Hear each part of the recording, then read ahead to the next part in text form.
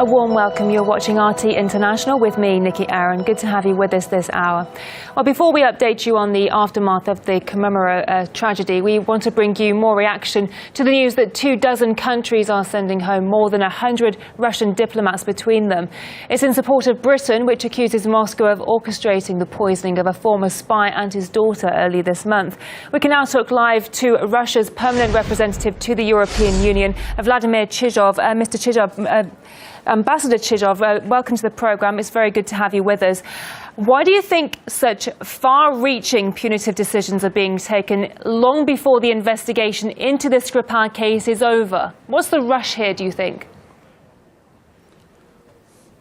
Well, it all started with the British government blaming Russia for this tragic incident, not only before the investigation was completed, but before it even started. Scotland Yard itself said it would take weeks, and the OPCW in The Hague said it might take months to reach a conclusion. But I have the impression that the British government never wanted the conclusion, that it had its own decisions ready well in advance.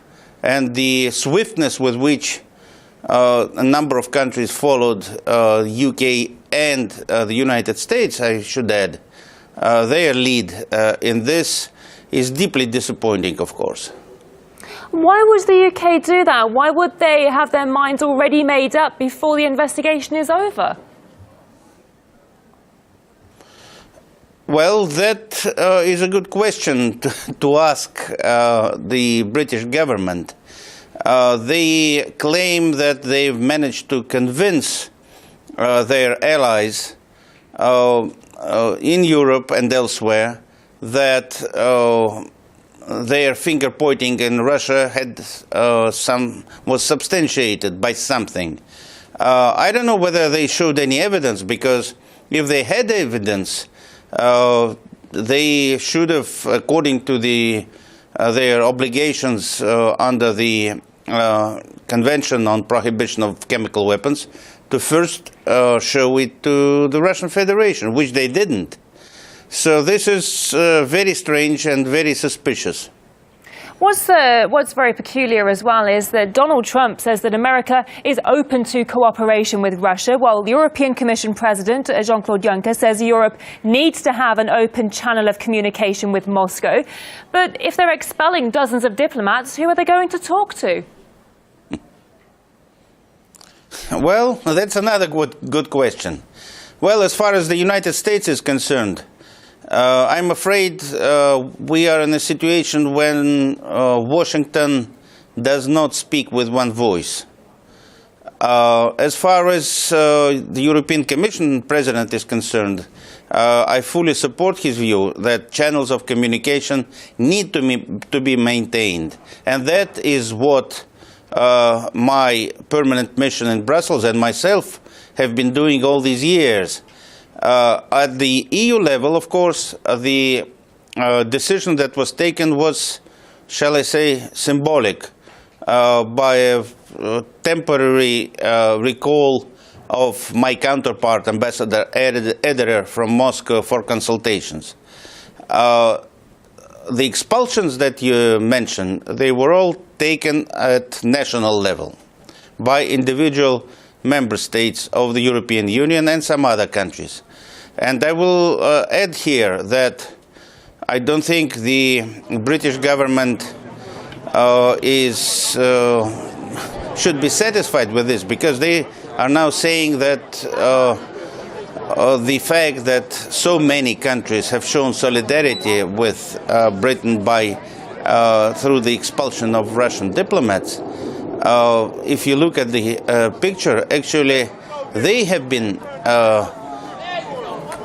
have managed to split the European Union in a way that Russia never could or never intended to, because half of member states did not support that view of the UK and did not follow with similar measures. I suppose another good question is, Donald Trump and Jean-Claude Juncker talking about wanting cooperation with Russia, but what kind of cooperation do you think they're talking about in this climate after the actions that they've taken against Russia? Well, I'm dealing with the European Union, so let me concentrate on that. The European Union is Russia's, in spite of all that has transpired in the last few years, so-called sanctions, anti-sanctions, and other things, which of course produced a negative impact on our cooperation in various fields, but still, nevertheless, the European Union remains Russia's #1 trading partner and a major source of direct foreign investment. And of course we have a wide range of bilateral issues that we have to deal with, to say nothing of our cooperation in the international arena. Take the fate of the famous deal on the Iranian nuclear program, or take the Middle East Quartet, where Russia and the EU are both represented, and a number of other issues. Even Syria, in spite of certain differences. A White House spokesperson said it was Donald Trump who effectively spurred EU countries into action against Russia. Now, this was supposed to be about countries standing in solidarity with Britain on the issue. So why do you think Washington wants to maneuver itself into the driving seat now, deciding how Europe should react to such events? Well, the driving seat is, I believe, the most comfortable seat for the U.S. Diplomacy to be in. It doesn't always manage to be there and to act in a diplomatic way, unfortunately. Well, it's interesting that Washington, like you said, Washington is used to being in that driving seat. That's where it usually sits. But it's Britain where the incident took place. So I guess you could say, what business is this of Washington anyway? I would say that, of course, this whole thing was started in London. And I think if you look at the course of events objectively, even in the lack of any evidence supporting the Russian involvement theory, I think it came at a very appropriate, a very opportune time for the British government, which was feeling quite uncomfortable in the situation with the Brexit negotiations, in spite of certain progress achieved lately, but still major issues remain open. And I would say the most severe problem is the one concerning the Irish border. Also, the British public opinion is certainly still split over the Brexit issue. Many media reports have been suggesting that there are splits even within the British cabinet. And of course, the position of the current cabinet, including the Prime Minister, is rather weak after the elections last September. And of course, even in the transatlantic relationship, things are not that easy, not void of problems. Look at the primary issue that was discussed at the last session of the European Council. That's trade measures against the background of the US President's decision to impose tariffs on certain imports like steel and aluminium. So the situation is quite complicated. And one could say that what was lacking on the shores of Albion was a good old-fashioned spy scandal.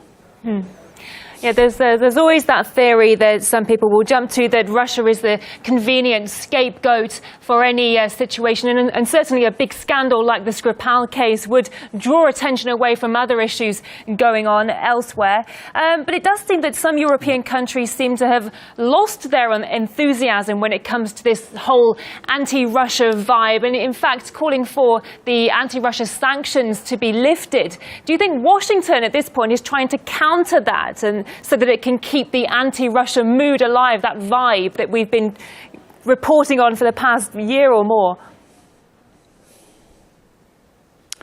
Yes, I would say that this latest anti-Russian hysteria over the Salisbury incident is certainly serves as a tool to prop up the position of individual EU member states in favor of continuing this erroneous sanctions policy towards Russia. Definitely. What do you think are the longer-term repercussions of this, well, unprecedented level of diplomatic expulsions we're seeing? Do you think we are heading to new depths of a Cold War, like some people fear? Well, that depends on your definition of Cold War. I think Cold War, in its original classical sense, was a conflict of two ideologies.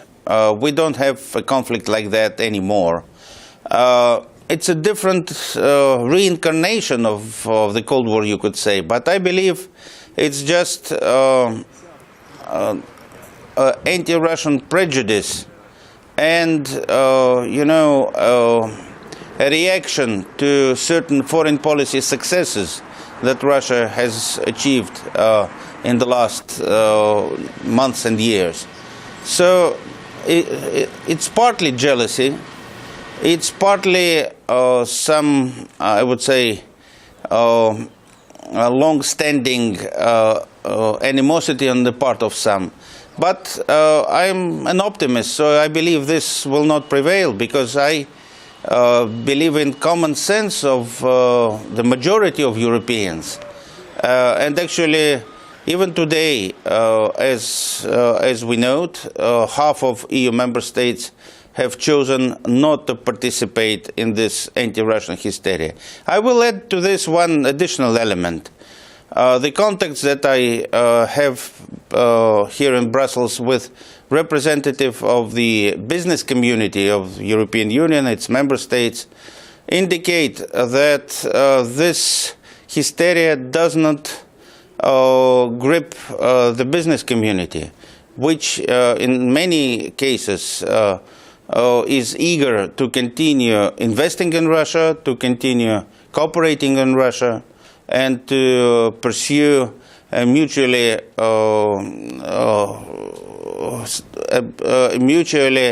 beneficial policy. Ambassador